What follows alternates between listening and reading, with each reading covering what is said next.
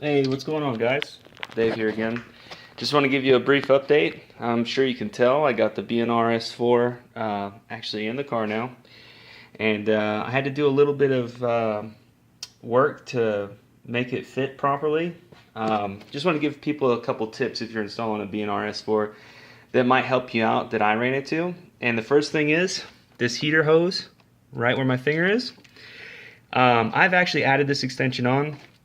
You need to get a, it's called a Gates 5/8 connector, and then you get a 3-inch piece of 5/8 heater hose, and you put it on like that. So you'll slide on the heater hose, and then the Gates goes right here, and it's male to male.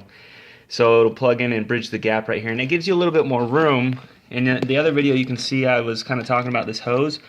Well, you can see how big the inlet is on this turbo. Well, now it's not going to touch back here. It gave it, 3 inches more clearance. So when I put that HTP 3.5-inch intake in there, it's not going to rub, and it'll make it easy to come in and out. So if you are looking to do this same setup, I highly recommend doing that heater hose mod. So I'll show you what it looks like over here. I've got the part number up for you guys so you can see it. It's like, $1.70. Yeah, I got mine at O'Reilly's. But go ask them for that, and they'll be able to hook you up. I think I spent like $10 or $11. So, and then the other thing I wanted to show you guys is the turbo exhaust manifold. Sorry, I'm having a brain fart. Allergies are acting up today, and I'm not myself. But anyway, so there is a torque sequence on this when you're doing this. There are 10 nuts, and they're 14mm nuts on the back of the turbo manifold. And if it took me a little while to find this diagram, but I've got it up for you guys here now. So if you are doing this, you can pause the video here, and you can see the torque that you need to torque it down to. I did mine at 40 foot-pounds, which converted to inch-pounds, I think it was like 480. So somewhere around there. I used a conversion.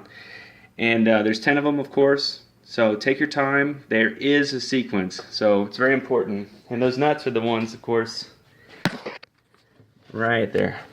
So all those, there's 10 of them, and they weren't that bad to get to. Just take your time. I even pulled it up in paint, and I marked it off after I physically touched each one at a time, just to make sure, because I really don't want an exhaust leak after I get all this stuff in. So to get this turbo in, I put the BNR in first. Sorry, I almost dropped camera. So you drop the BNR in first, and I rested it on the drive shaft down there. Then I install the turbo exhaust manifold, and then you can either have someone get underneath and push it up, and the studs will come up through here, and have the person up top tighten the nuts, or you do what I did and just, hold it, pull it up, and then get one nut on, and then that'll hold it in place. Then get your other nut. There's 4 of them up here up top, 2 right here and 2 on the other side. And then there's the turbo bracket that I left one bolt in place on the turbo bracket, the very bottom one, so it would spin in place. So I just slid under the car and put the bracket into place, and the turbo's in now. So it took me about an hour to do this segment. I still got lots of work to do on the car. I got to take the intake manifold off, got to clean the valves. I'm ordering an oil catch can because I'm going to have a lot of blow-by, I guess, from running more PSI. I'm going to change this belt over here. Change that out. It's looking a little old. I got the oil out of the car. So I'll be doing an oil change.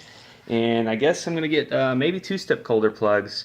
So the car is going to be running really, really, really good. Everything's going to be fresh. It wasn't that hard. Just like I said, take your time. I don't have the lines hooked up yet, obviously. So I still got to hook up, the coolant line from the EGR delete, the oil supply line, feed line, the coolant lines to the turbo. But the turbo itself is actually in the car now, which is a big thing for me because I was a little bit nervous because at this part of the build, I don't know why. It's like I'm halfway done, I guess.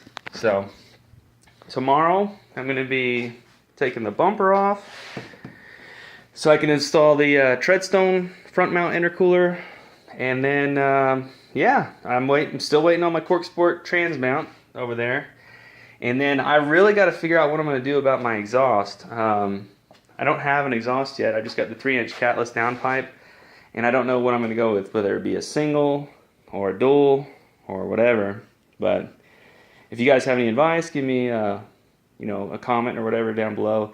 I'll take a 3-inch single exit, because this car, I'm just making it all about, making power. I'm not going to enter it to any car shows or anything like that. I just want it to be a quick car, that I did myself. So anyway, I'll update as I go along. Thanks for watching.